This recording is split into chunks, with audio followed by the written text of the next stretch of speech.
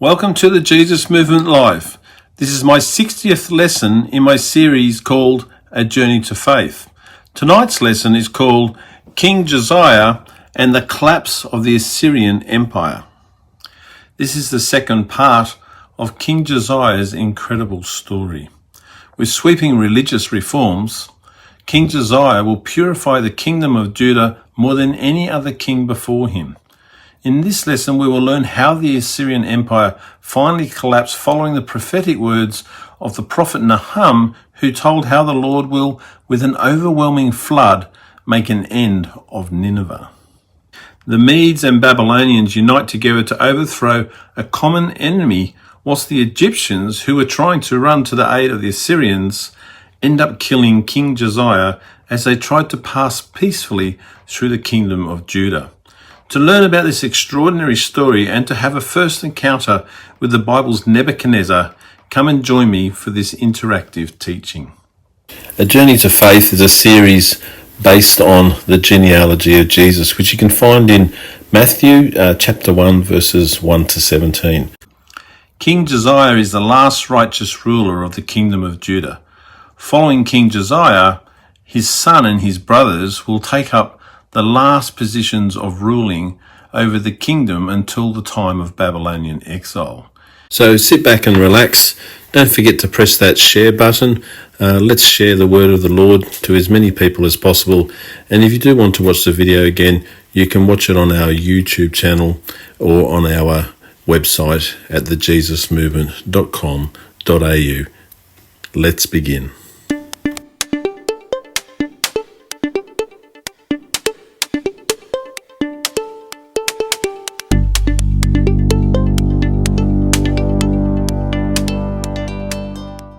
Well, good evening. Welcome to the Jesus Movement Live. Welcome to those of us who are here, and also welcome to everyone who's joining us online. Tonight's promo spoke about King Josiah, who we were talking about last week, and this is the second part of his story and his journey. And we're going to pick up at a point where he was reinstituting the worship of God in the Temple of Jerusalem. And so we're going to commence with a scripture from 2 Kings chapter 23 verse 3. And it simply states that the king stood by the pillar on the bronze platform built by King Solomon in the courtyard and read every word of the book of the law of the Lord, the book of the covenant. And so we'll just pop up our chart for tonight. So we're talking about King Josiah. The northern kingdom of Israel is no longer. Tonight we're going to introduce from scriptures and some prophecy from Nahum, and we've also in the era where Jeremiah, Habakkuk and Zephaniah are also delivering words of the Lord. The Temple of Jerusalem. We're talking about the porch. So this is the porch. You can see the priests standing up on top of the porch here. So in the time of King Solomon, they built a bronze platform that came out from here, upon which he stood when he opened the Temple of Jerusalem. And it says that King Josiah stood on the same platform. So he was the first king since King Solomon to reuse the same platform, because in essence, he was opening the Temple of Jerusalem all over again. And so he went through the same procedures, as it says, when he read every word of the book of the law of the Lord. So in other words, he was going to reinstitute everything that the Lord had given to his people. So he renewed the covenant in the presence of the Lord. And in 2 Kings 23 verse 3 again, it continues on and says that a covenant to follow the Lord and keep his commands, regulations and decrees with all his heart and all his soul. He then demanded the people from Jerusalem and throughout the land of Judah do the same, so they too pledged themselves to the covenant. And so he didn't just go into the land as previous kings did and reopen the temple or knock down a few altars or high places. He actually went about reinstituting the commands, the regulations and the decrees. and he made everybody pledge themselves to the covenant, which means they were to agree and to honour that covenant that was made with the Lord. So King Josiah commanded the high priest Hilkiah, the senior priests and the doorkeepers to cleanse the temple. And carrying on from 2 Kings chapter 23, this time verse 4, he said that to cleanse the temple of all articles made for Baal and Asherah and all the starry hosts. So of course the previous kings have been worshipping these false gods in the temple of Jerusalem. These were taken outside the city to the Kidron Valley, between the Mount of Olives and the eastern wall of the temple, where they were burnt. The ashes were then taken north to Bethel. And so I have a picture of what that looks like today. This is the Kidron Valley. So here is the wall. This is the Temple Mount right here. This is the Kidron Valley. And this is the Mount of Olives on the opposite side here. And so this gives you an exact picture of what it was like. It's not a long distance, as you can see. They would have come out of the temple, gone down to the base, and then destroyed all of these things here. So this place was a place that we've learnt about, where they were worshipping all sorts of false gods. They had high places and altars. They were sacrificing children. There was prostitution, and so it was a diabolical situation that was happening. And as you can see from the picture, it's right next to the Temple of Jerusalem. And so you can imagine those who were true to the Lord, and the Lord himself would have been absolutely horrified. So the king then swept through the towns of Judah and around Jerusalem. He obliterated everything associated with the worship of other gods. And it says in 2 Kings 23 verse 5 that he executed the pagan priests appointed by the kings of Judah. And so we learn here directly that the kings of Judah actually appointed these priests. They didn't declare themselves. And so he executed all of them because he understood that if he didn't, that they would continue their business somewhere else. So this ended the worship of the sun, the moon, constellations, and starry hosts, which was influenced by the Assyrians, who had built their empire, and the kingdom of Judah had been a vassal kingdom to them. And so this is a very poignant moment, because the Assyrian Empire is in decline at this point in time. So King Josiah took an Asherah pole that had been placed in the temple of the Lord to the Kidron Valley. He burnt it, and the Bible tells us he ground it into powder before scattering the ashes onto the graves of common people. The quarters of the male shrine prostitutes and women weaving for Asherah were destroyed. The high places from Geba to Beersheba were desecrated. The shrines at the gate of the city governor, called the Gate of Joshua, were broken down, and Topheth in the valley of Ben Hinnom, where sons and daughters were sacrificed by fire to the god Molech, was desecrated so that no one could use it anymore. Horses dedicated to the sun were removed from the entrance to the temple, and their chariots were burnt. So you can see there was a lot of iconography, there was a lot of idols, a lot of altars, many things to many different false gods that were in place. Altars were erected on the roof near the upper room of Ahaz were pulled down. The large altars King Manasseh had built in the two courts of the temple were removed. They were smashed into pieces and tossed into the Kidron Valley. And the king, it says in 2 Kings 23 verses 13 to 14, desecrated the high places that were east of Jerusalem, on the south of the hill of corruption it's called. The ones Solomon, king of Israel, had built for Ashtoreth, the vile goddess of the Sidonians, for Chemosh, the vile god of Moab, and for Melech, the detestable god of the people of Ammon. Joshua smashed the sacred stones and cut down the Asherah poles and covered the sites with human bones. And so we get a bit of an insight here, because ever since the time of King Solomon, we find that many of these things have remained in place.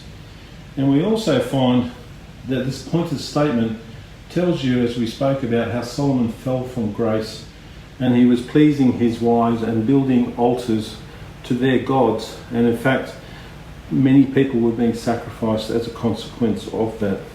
And so you can imagine how angry God has been, but you can imagine how pleased he is now that Josiah, after his father and his forefathers, is standing up and cleaning up the kingdom once again.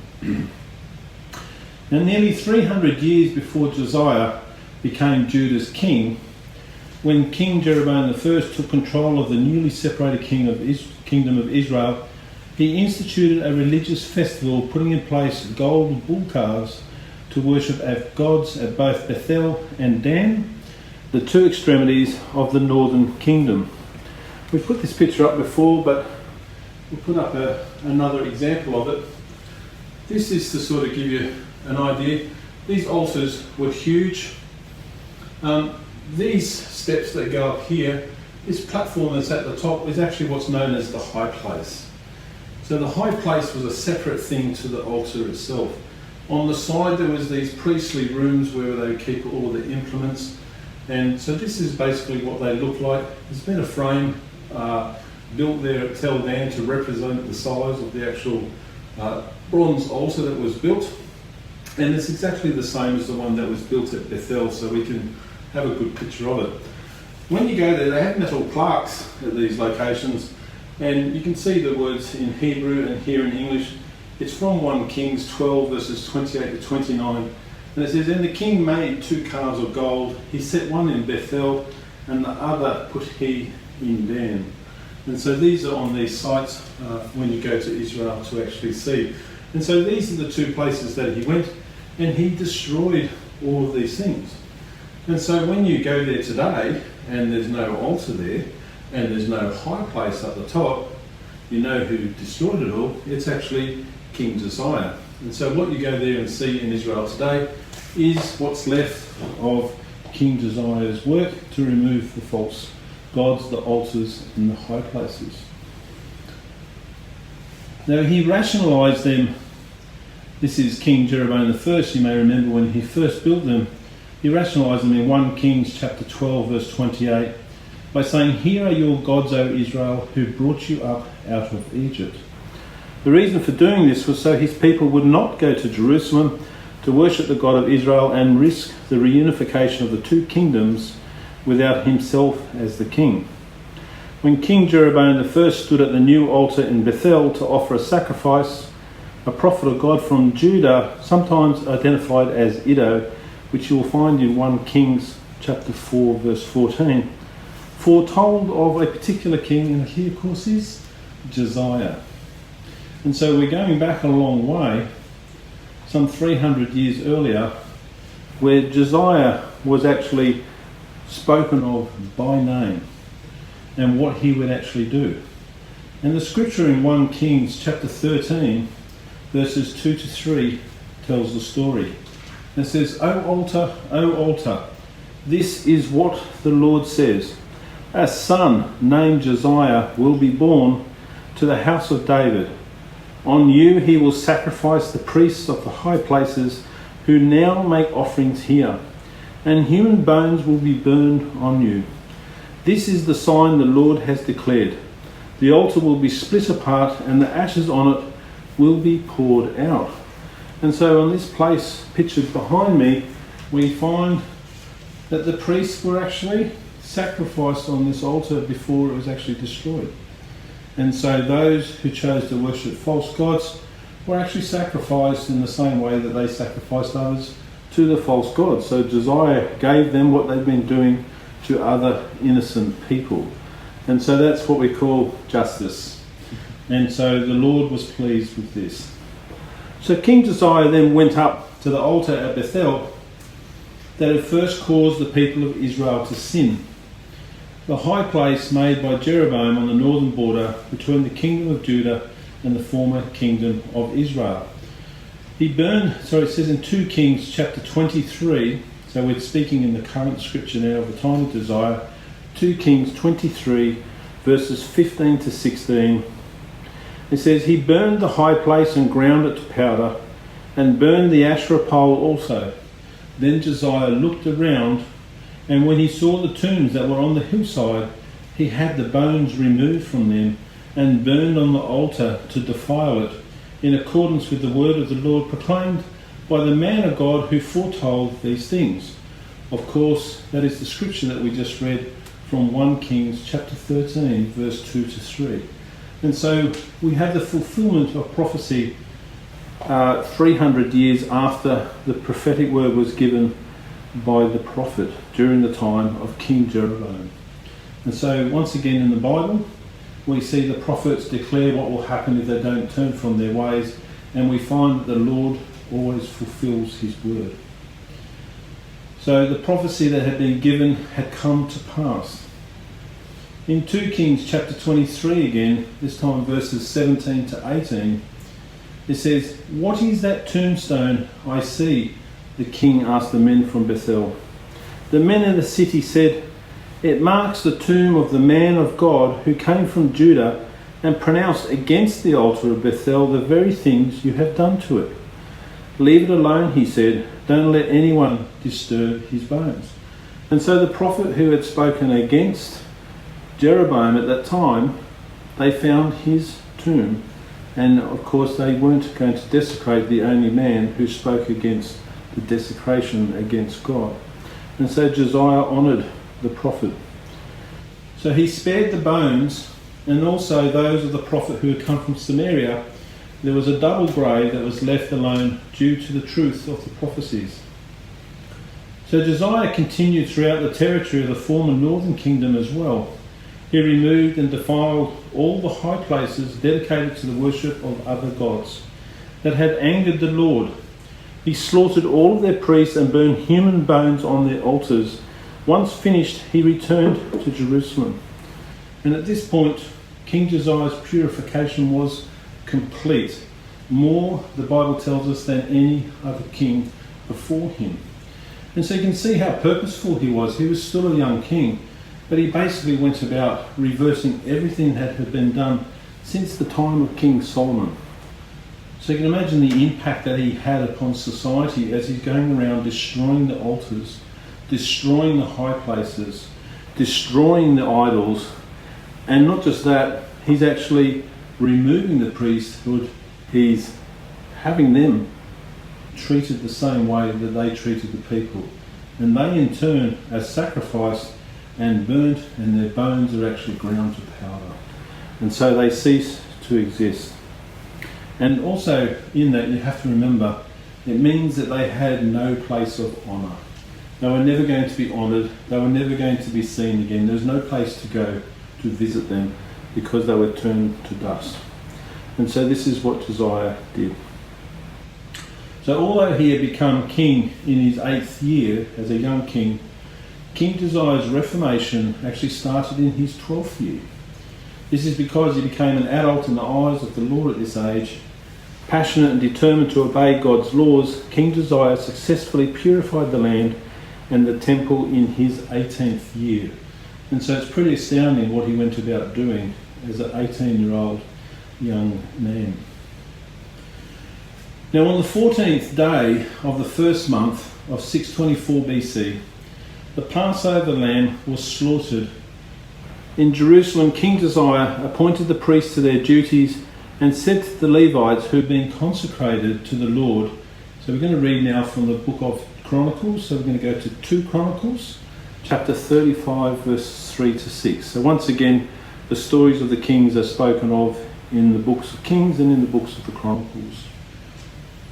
And it says, "Put the sacred ark in the temple that Solomon, son of David, king of Israel, built."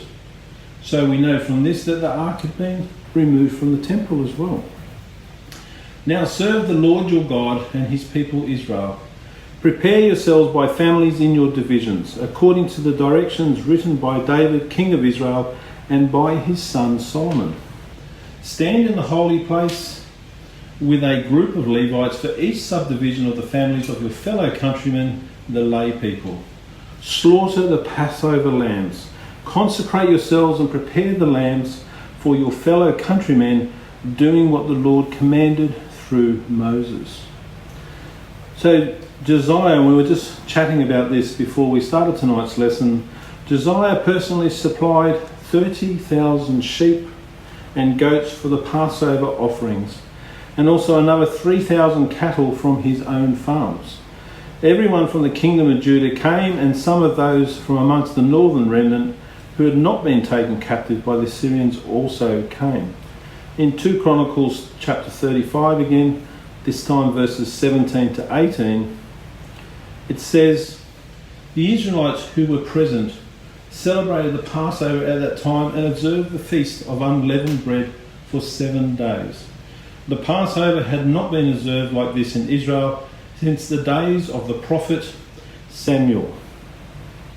And none of the kings of Israel had ever celebrated such a Passover as did Josiah with the priests, the Levites, and all Judah and Israel who were there with the people of Jerusalem." And so this is extraordinary, isn't it? Because there's a reference here that even King David, King Solomon, none of them celebrated the feast in the same way that King Josiah did. And so King Josiah was a great king amongst kings.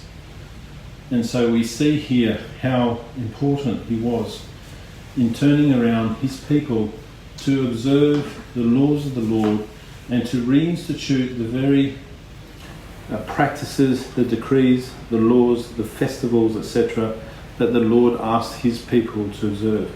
So he knew that by doing this, he was going to re-engage his people and refocus them. And just like Jesus gives us communion, he gave them a practical thing to do which brought them together, where they celebrated together as one people, and they celebrated and worshipped the Lord God of Israel. And so this was an important thing that he had to do.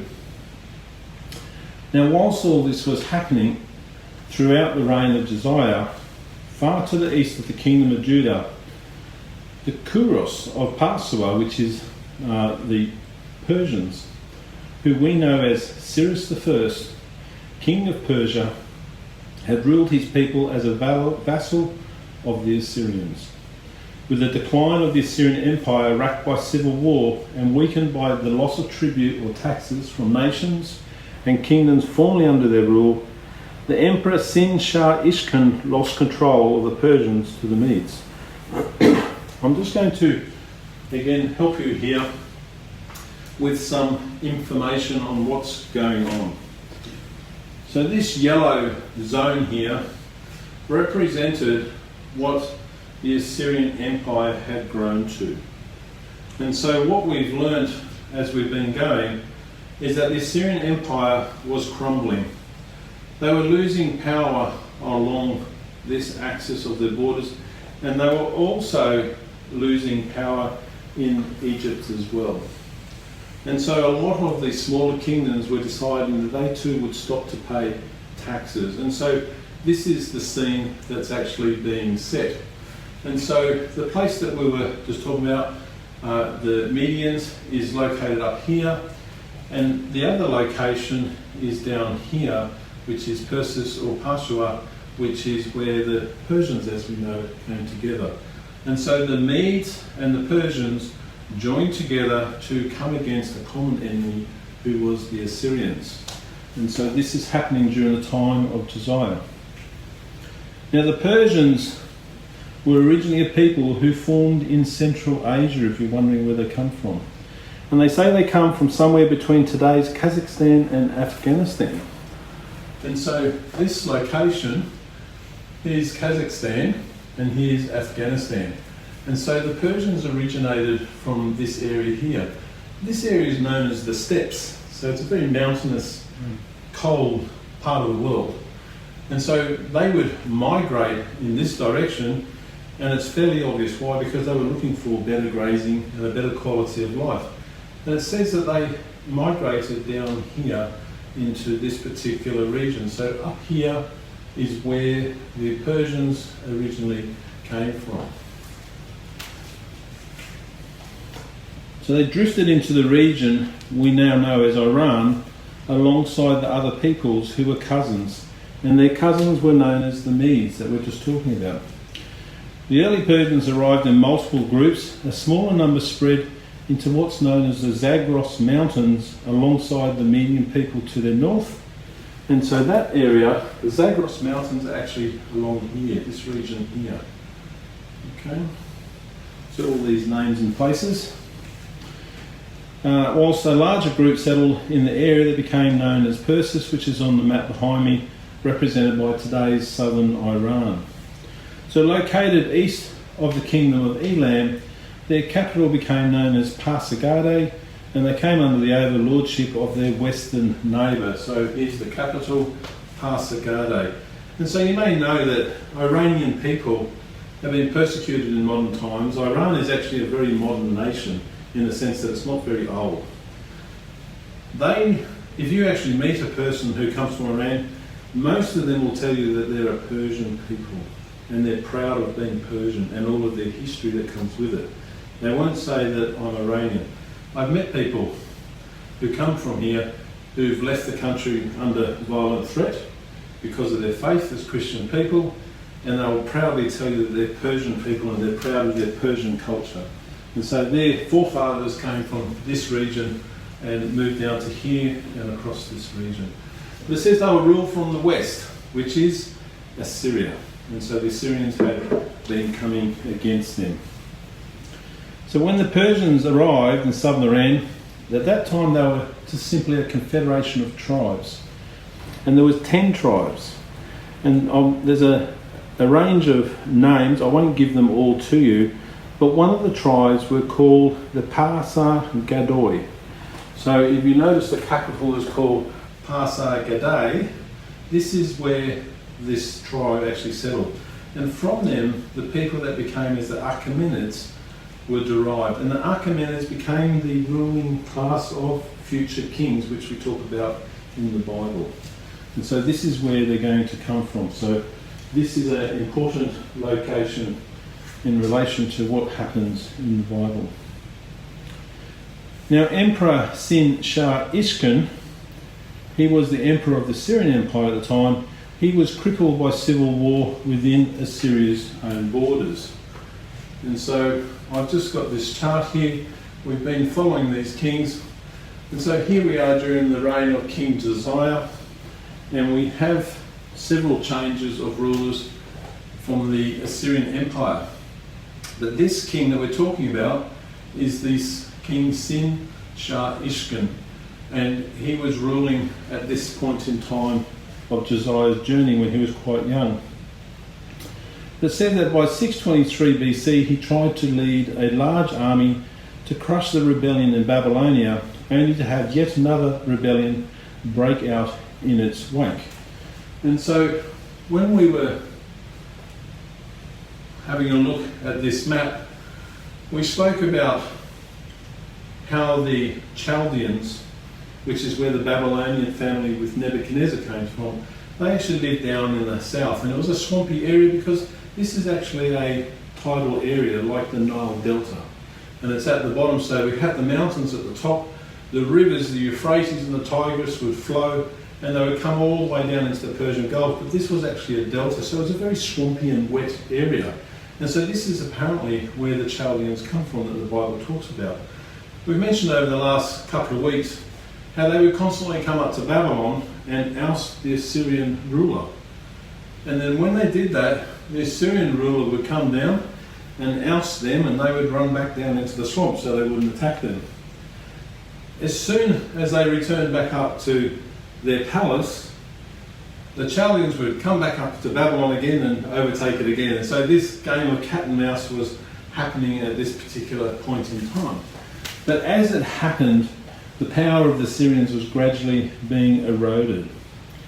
And so sending troops back north to help those that he'd left behind, they chose to join the rebels instead, and the emperor was forced to divert his attention back to the homeland to quell yet another rebellion. So again, we're talking about the Syrian emperor. The time lost during this internal turmoil only served to allow King Nabopolassar to further entrench himself as ruler over most of Babylonia. And so Nabopolassar, we introduced him last week, and he's the first one on the list during the time of Josiah, and he is a Babylonian. His son, the crown prince, is Nebuchadnezzar II, who we know from the Bible. Okay, so his son, we'll get into that in a moment, he actually was the leader of the army, whilst the king, Nabopolassar, was ruling the state, so to speak. And so we're introducing the beginning of the growth of the Babylonian kingdom, which will grow into an empire, and we're seeing the decline of the Assyrians whilst Josiah is reigning. So he's actually free to go around his country and to tidy up what had happened before him, because there's no threat coming from here anymore, because they're so busy fighting against the new Babylonian threat. And so the peace that Josiah had was actually a consequence of the wars that were going on between the rising power of the Babylonians and the Assyrians. So in 620 BC, it says that King Nabopolassar attacked and captured Nippur. And Nippur is spelled Nippur, and it's actually the Assyrian fortress, which was a stronghold within Babylonia. And he began to rule the kingdom in its entirety. And so we'll just go back.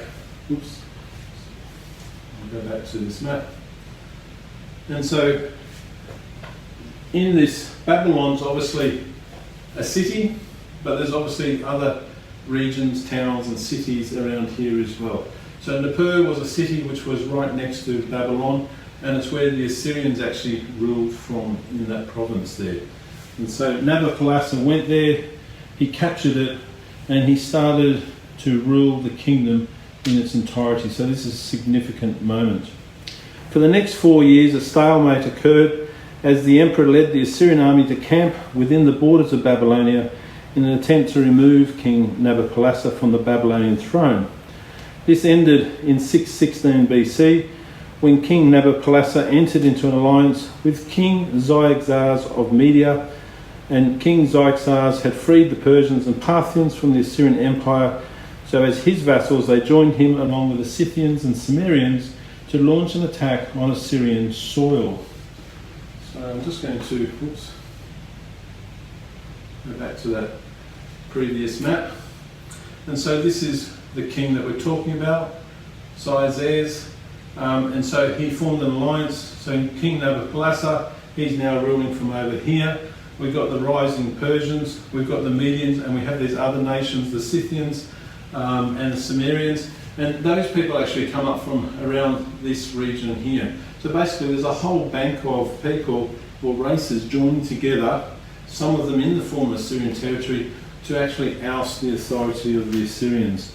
And so things are looking pretty bleak for the Assyrians. In 614 BC, the Assyrian city of Ashur fell to the Medes led by King Xerxes, and Babylonia's king Nabopolassar met him there to secure his alliance by marrying his 20-year-old son, Crown Prince Nebuchadnezzar, known as Nabuchodonosor, and I'll put that up on the board in a moment, to the 16-year-old Princess Amethyst of Media. And so what we find here, I think that's 4, isn't it? And so this is the city that they conquered up here. So they moved right up into the key territories where they ruled from and captured this city. And so what's happened is the Medes and the Persians through what did I say? Sorry, beg your pardon. So the Medes and the Babylonians, they formed an alliance by marriage, which was common in those days. And there was the 16-year-old Princess Amethyst who married the Crown Prince Nebuchadnezzar. And so we're going to move now to the prophet, because the prophet actually speaks of these things that are happening. So we're giving you these names and some of the history behind what's actually happening. But in the Bible, we find that Nahum is the prophet who speaks very specifically into this. And so he gives several oracles. And the first oracle here is concerning Nineveh, the capital of the Assyrian Empire. And it's Nahum chapter 1, verse 7 to 8. And it says, "The Lord is good, a refuge in times of trouble. He cares for those who trust him, but with an overwhelming flood he will make an end of Nineveh." And so you may remember that the Lord actually used the Assyrians to make an end of previous enemies, like the northern kingdom of Israel, who no longer worships him. And so at this point in time, the prophet's not saying it will maybe happen or sometime in the future. He's saying that it's going to happen as an overwhelming flood, and he's going to bring it to an end. The second component of the oracle concerned control over the kingdom of Judah under Josiah's rule. So we know from this in the Bible, as history supports, that these events are taking place at the same time. And so Nahum chapter 1 verse 12 to 13, it reads, although they, meaning Assyria, have allies and are numerous, they will be cut off and pass away. Although I have afflicted you, O Judah, I will afflict you no more. So the Lord is saying that he brought the Assyrians against his former kings, which he did. Now I will break their yoke from your neck and tear your shackles away. And so he's declaring to his people that there's going to be a shift in who was ruling them from the past. Then we move to the oracle concerning Nineveh's fall to the Babylonians, the Medes and their allies. And in Nahum chapter 2 verse 1, it says an attacker. Now the attackers, history tells us, is Babylonia and Media. They advances against you, Nineveh.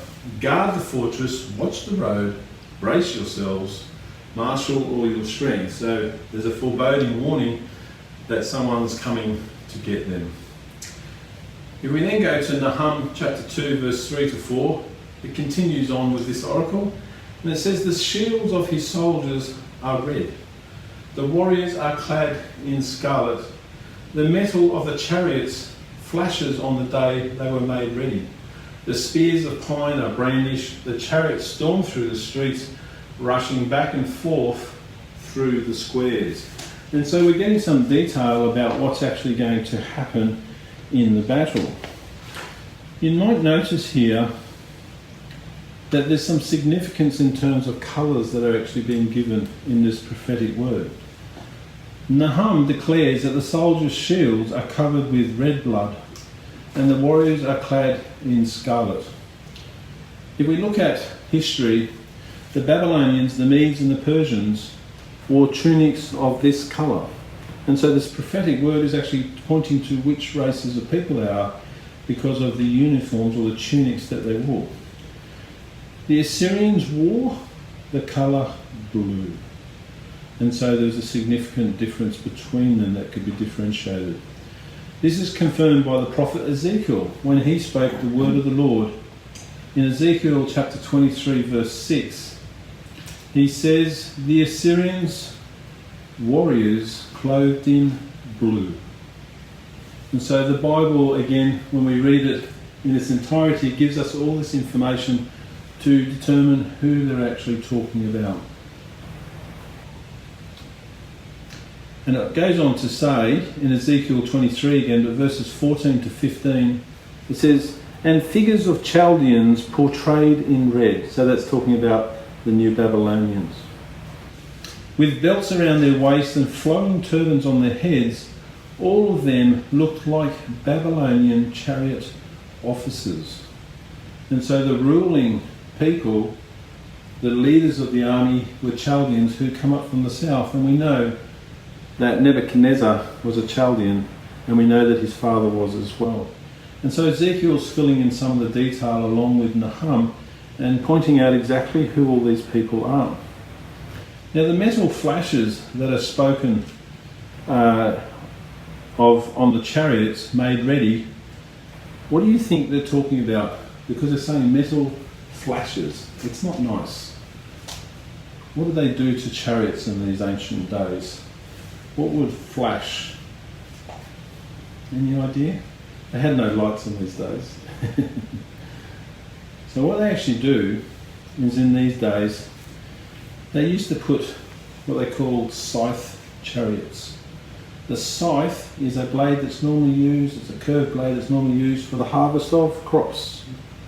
They would attach these to the axles of their wheels, and when they spun around, this is what the scripture's talking about from the prophet when he says the metal flashes on the chariots made ready. on the day they refer to these scythe chariots, long metal blades attached as an extension to spinning axles. And the scripture tells us, you might remember, that the chariots storm through the streets, rushing back and forth through the square. So what they're telling you is that there's people running everywhere, and they're driving their chariots through them, and they're cutting these people down as they rush back and forth. And so the prophecy that's been given by Nahum is very specific about the details of what's actually going to happen to the people, and it's very brutal. So going to the next part of his oracle, in Nahum chapter 3 verse 1 to 4, it says, "Woe to the city of blood, full of lies, full of plunder, never without victims. The crack of the whips, the clatter of wheels, galloping horses and jolting chariots." And so it tells you that they're cobblestone pavers that they're actually running over. Charging cavalry, flashing swords and glittering spears. Many casualties, piles of dead, bodies without number, people stumbling over the corpses. And so this is a horrific picture that's been painted. Remember that Nineveh was a city, we spoke about this when Jonah went there. Right, it would take 3 days to walk around, and it had one of the world's biggest populations at this time. And it says, all because of the wanton lust of a harlot, and this is a reference to Assyria, alluring the mistress of the sorceries, who enslaved nations by her prostitution and peoples by her witchcraft. And so there was a price to pay that the Assyrians were, and all of the people paid the price because they all worshipped the false gods. And this is the consequence. The last portion of Nahum's prophecy, which I have for tonight, is from chapter 3, verses 18 to 19. And it says, and it gets really specific now, "O king of Assyria." And this is now the following king. I'll go back to the chart. Ashur-uballit II. He is the last king of Assyria. That's why we know it's him, because this is the end of Nineveh that's being prophesied by Nahum.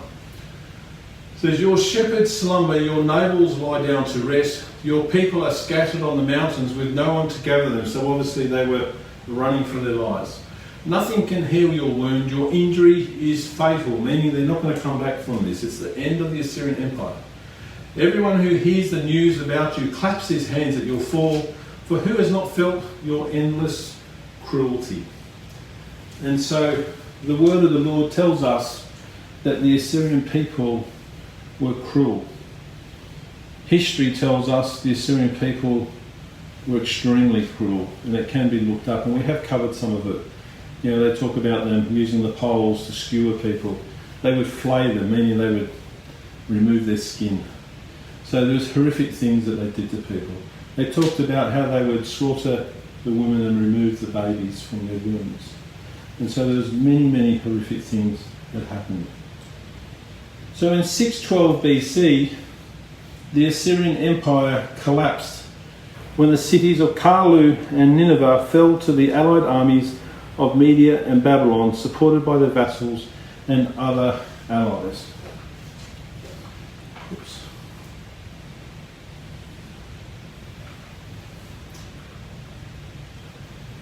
And so going back to the map, so here's Karlu. We know it as Nimrod in the Bible.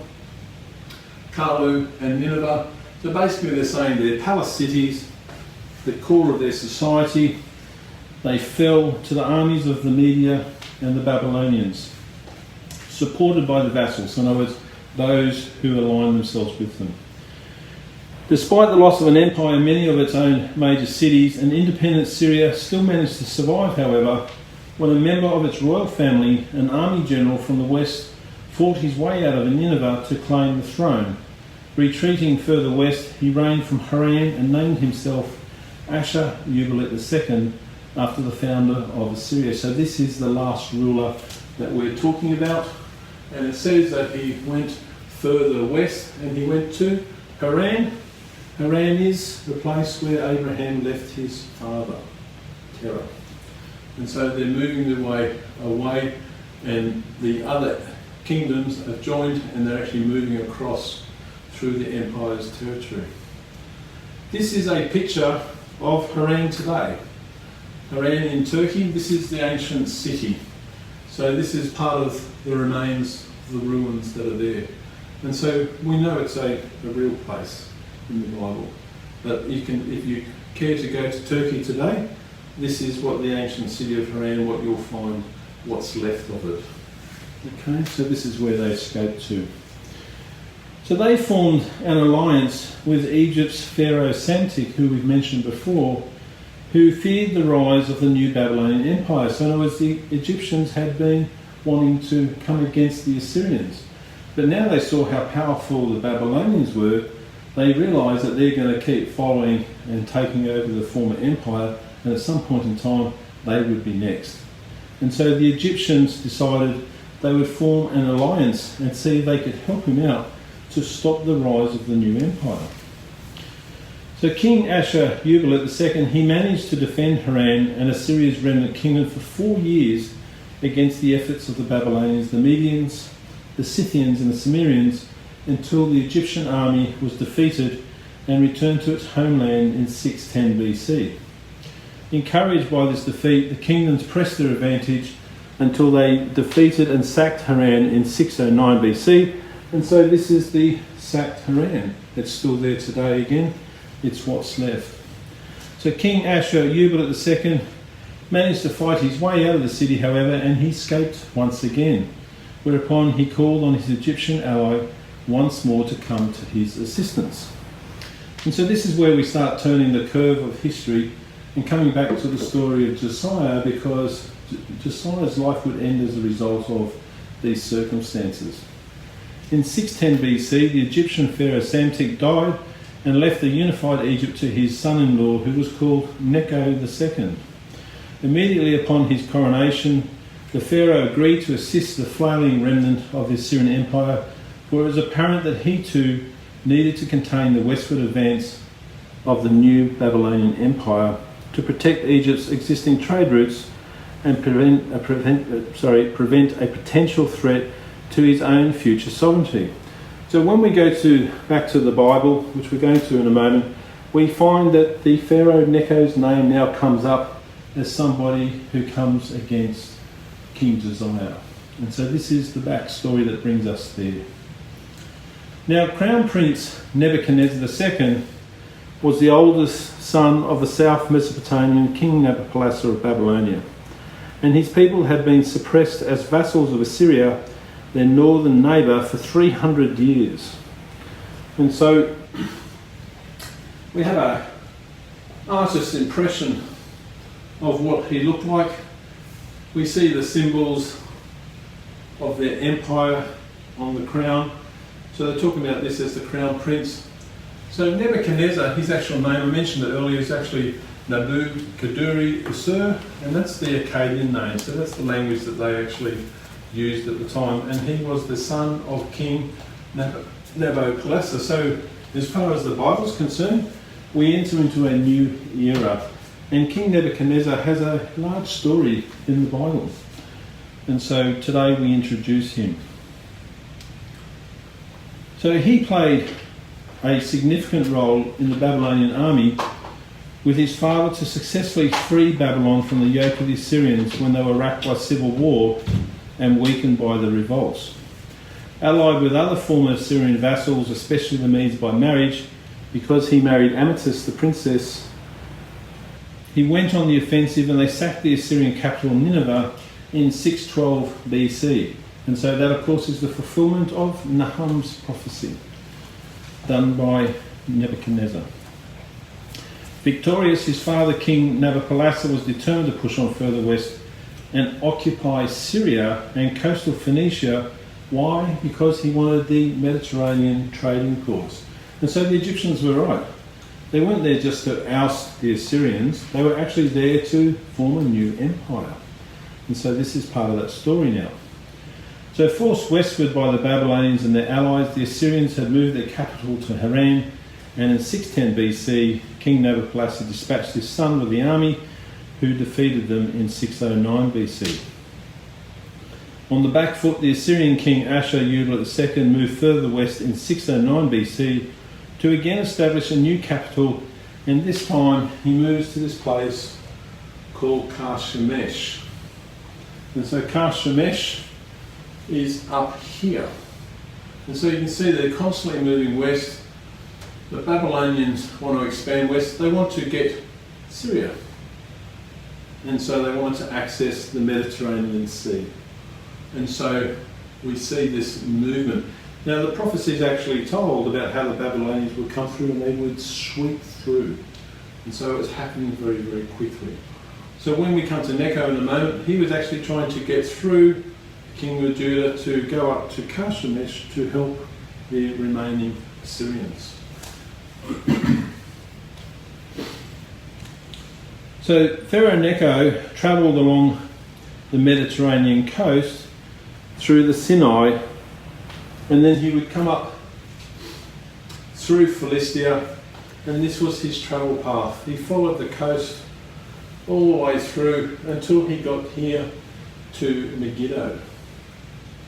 Josiah heard that he was coming through and wasn't very happy about it, and so he went up from Jerusalem and he challenged the Pharaoh to say, I don't want you in my land, stop.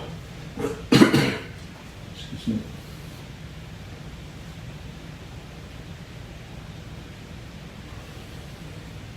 So there was messengers who reported his movements, and when he got to Megiddo, this was the place where Josiah decided that that was far enough. Now Pharaoh Necho II had no interest in fighting against Josiah. The territory he passed through and the territory he stopped to rest his troops in was the land that God had promised to the Israelites, and so he never chose to actually go to war against them.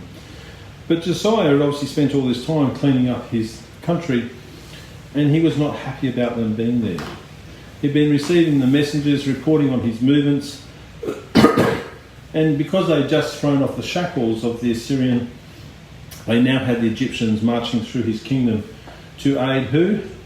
The Assyrians, for which he was happy that they were actually being removed.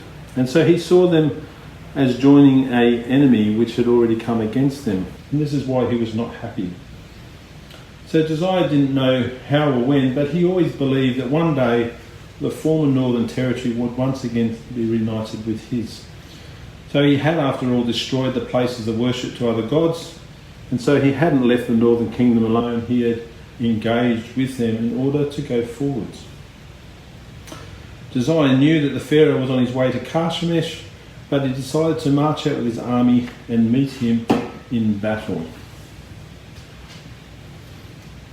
So Pharaoh Necho II sent messengers to Josiah, and if we go to 2 Chronicles chapter 35 verse 21, it says, "What quarrel is there between you and me, O King of Judah? It is not you I am attacking at this time, but the house with which I am at war. God has told me to hurry, so stop opposing God who is with me, or he will destroy you." Interesting, isn't it? The Egyptian Pharaoh is declaiming that God is with him, and so that Josiah was not to stop him. So the issue here is not whether the Pharaoh was going to the aid of the Assyrians at the command of the God of Israel, but that Josiah failed to consult with God before he set out to engage the Egyptians in battle. And so once again we learn of the mistakes of ruling people in the Bible who don't engage with God, and as a result they end up having a consequence for it. So the world was about to change. God said, what? He said that he would destroy the Assyrians. So was Josiah listening to what the prophets had said? Obviously, in this situation, he said that the Babylonians would be raised up. The Babylonians were coming across to take out the Assyrians. So for Josiah not to listen to that means he wasn't listening to God, and so he was now essentially interfering with God's plan. And so I've just got some pictures here for you. This is a picture of myself. We are on top of Megiddo. So these are nice pictures because it gives you an understanding. Megiddo is this location on the southern side of the Jezreel Valley, and you can see very clearly across the Jezreel Valley. And so when the Assyrians were going to the west, and Pharaoh Necho wanted to come through from the south, it was very easy to see that he was actually there. Megiddo was a fortress city, and so he would have received information to show that the Pharaoh had moved there with his troops. So I've got a couple of other pictures. This is a picture from the same location. This is Mount Tabor on the other side, and so it's very hot and hazy there. You can see here there's some water through the middle here. There is the river that goes through the middle of the Jezreel Valley, and again you can see how flat it is. And then this is actually looking across in a northeasterly direction across to the Jordan River, and so we're looking sideways, if you will. So these are all the beginnings of all the hill country on the south, and this is the plains of Jezreel all the way through. So it's a massive plain, it's very, very flat, and it was an ideal place for armies to come, camp, assemble, prepare. And so the Pharaoh was camped there. They were being watched by the sentries that were there at Megiddo, and information went back to Josiah that there's this huge army there. And so you can see his response to that. Now, spring was the season when nations went to war. So in ancient days, they would go in spring. Why? Because they had access. You know, a lot of these countries had high mountains, they had snow, the rivers would flood, and they couldn't get across. And so spring was the season. By the time the Egyptians had arrived in Megiddo, it was summer, and King Josiah marched his army northwards through the hill country, crossing over the border of Bethel. So this is the highway which they would travel. So this is the direction which I'm describing now. This is the way that they would have gone. They didn't go up this side, it's a longer distance, but also it's because the Egyptians were passing up this way. And so it says, he led his men past Shechem, through Tirzah to Dotan, and down into the Jezreel Valley, just west of Mount Gilboa. His men set camp there and prepared to battle the Egyptians. But messengers arrived from Pharaoh Necho declaring he had no intention to go to battle, and that he would not oppose the will of God because it would lead to destruction. And so we go to 2 Chronicles chapter 35, verse 22. It says, Josiah, however, would not turn away from him, but disguised himself to engage him in battle. He would not listen to what Necho had said at God's command, but went to fight him on the plain of Megiddo.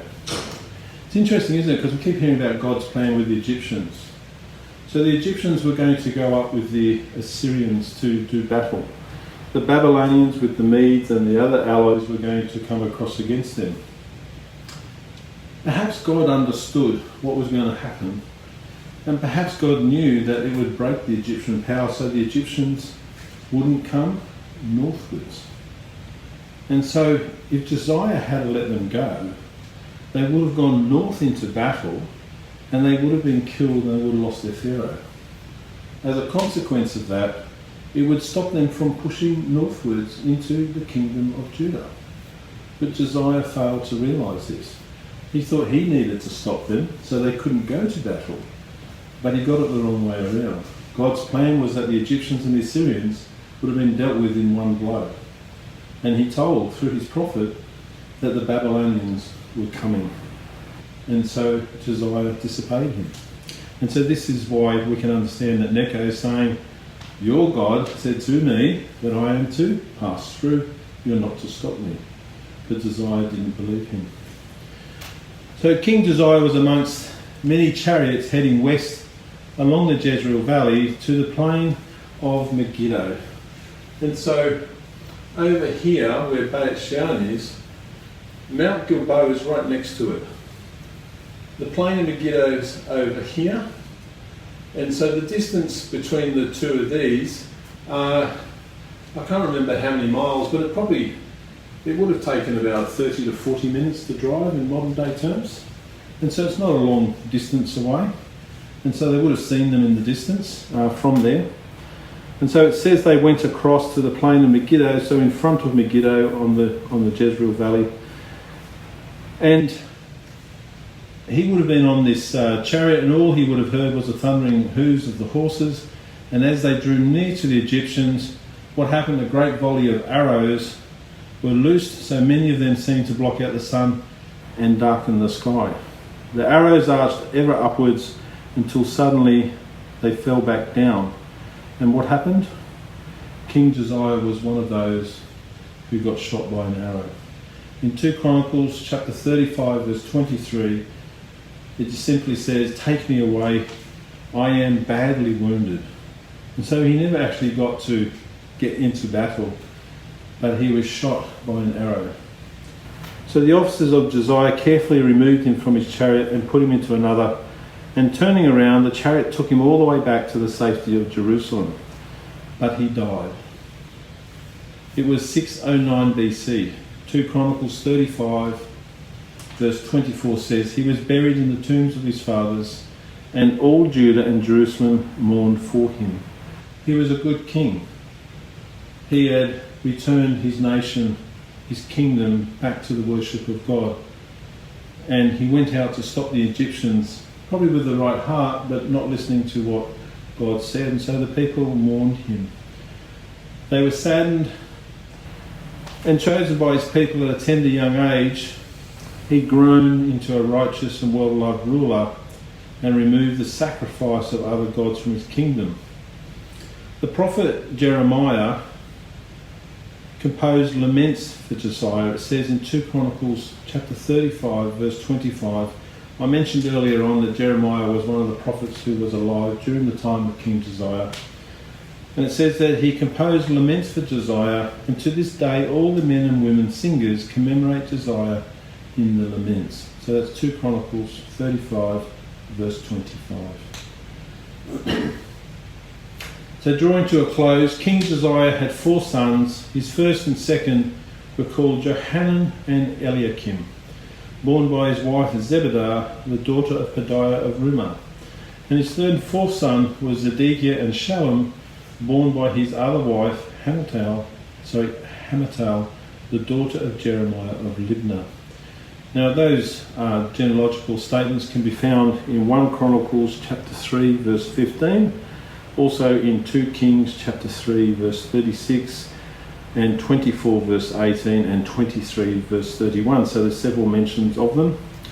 Now Shallum, the youngest son of Josiah, was chosen by the people of Judah to be their new king, and they changed his name to Jehoahaz. In 2 Chronicles 36 verse 1, the Bible says, "The people of the land took Jehoahaz, son of Josiah, and made him king in Jerusalem in place of his father." And so we know from this that he wasn't anointed by God. It was the people who chose him. He was the youngest.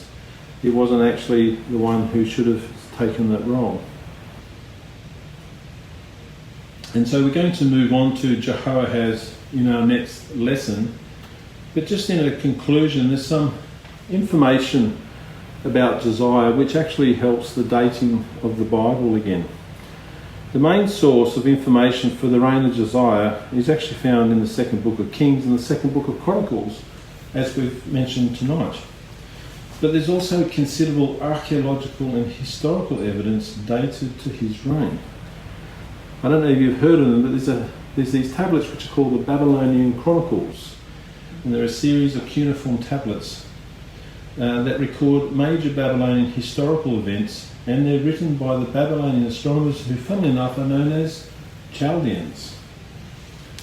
Now they date the battle at Haran between the Babylonians and the allies of Assyria and Egypt from the month of Tammuz in the Bible, which is June and July in the Christian calendar.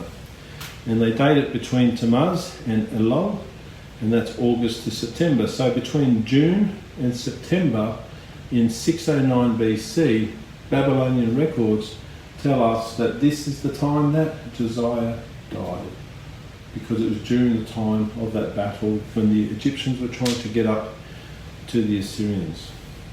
So on that basis, the death of Josiah can be established when he was killed in 609 BC, when Pharaoh Necho II and the Egyptian army were on their way to meet with King Ashur-uballit II. And they can be so specific that the tablets say that when he was on his way, it was the month of Tammuz. And so that is June to July. So their calendar system sits halfway through our months. So the second half of June to the first half of July was when Josiah passed away.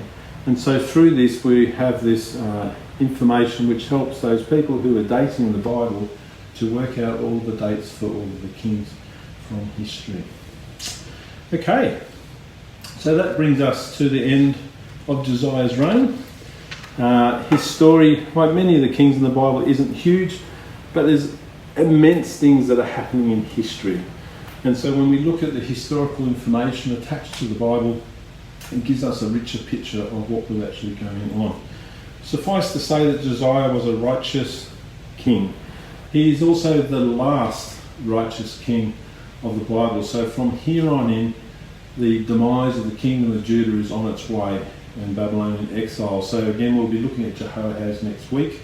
We need to remember Josiah as a king who did more than any other king before him. That includes David and Solomon. And so he was not just a righteous king, but he did more for the Lord in the kingdom of Judah than any previous king. And so he was a king to be remembered. Okay, so just as we close tonight, we just want to mention you can watch this again on our Facebook page where we're broadcasting at the moment on the Jesus Movement 2000. All the videos are put up onto our YouTube channel. If you type in Paul Brunson the Jesus Movement, and you can subscribe to our channel there.